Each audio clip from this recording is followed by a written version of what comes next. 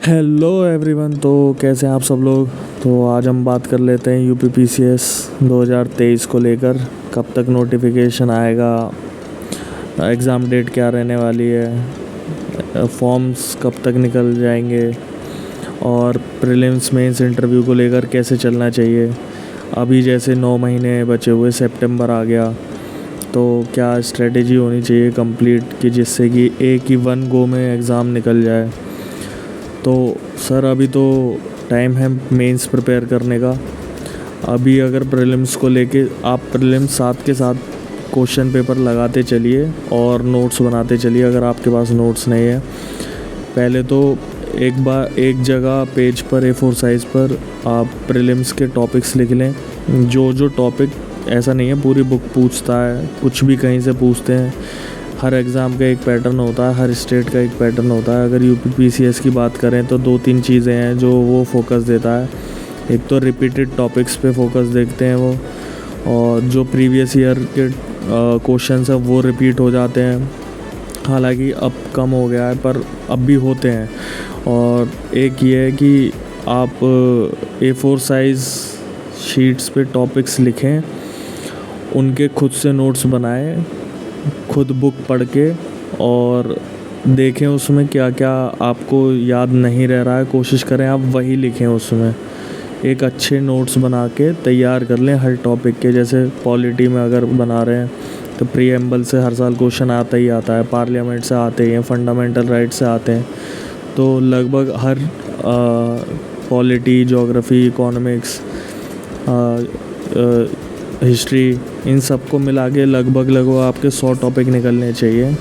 100 page से ज़्यादा भी अगर आप नोट्स बना रहे हैं तो भी आपके लिए हानिकारक है। ऐसा होना चाहिए कि आप एक पेज में अगर एक टॉपिक के नोट्स बना रहे हैं तो उससे एक सवाल आना चाहिए। इस लेवल पे आपके नोट्स तैयार होने चाहिए प्रीलिम्स को लेकर, तभी वो आउटपुट दे पाएंगे।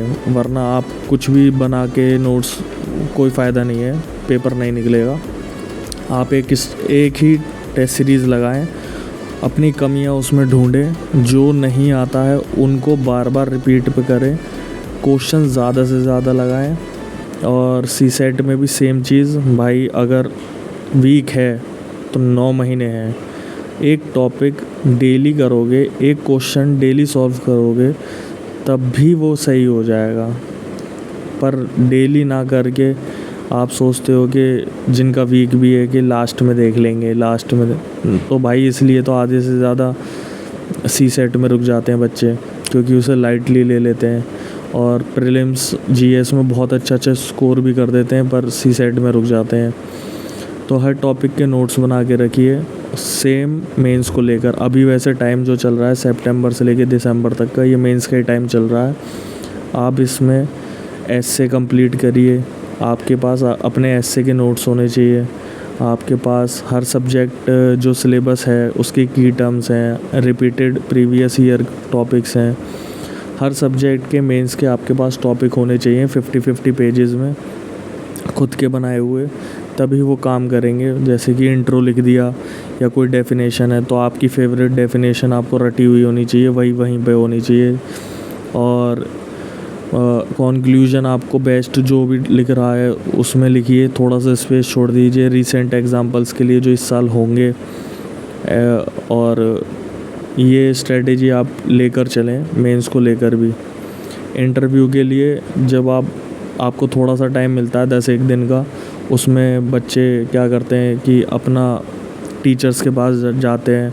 पर मैं ये कहूँगा कि आप इंटरव्यू को भी साथ में प्रिपेयर करके चलें, ग्रुप डिस्कशन का पार्ट बने, टेलीग्राम पे ग्रुप बनाएं, वहाँ डिस्कस करें।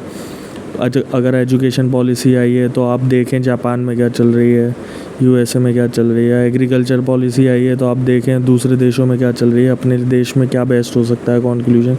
तो ये सवाल आपको आएंगे वहाँ पे इंटरव्यू जो पूछेंगे। ऑप्शनल को आपको अभी मजबूत रखना पड़ेगा विद नोट्स, क्योंकि आपको नहीं टाइम मिलेगा इसके बाद कि ऑप्शनल को अलग से तैयार करने का। ये दिसंबर तक का टाइम आपका मेंस का ही टाइम है।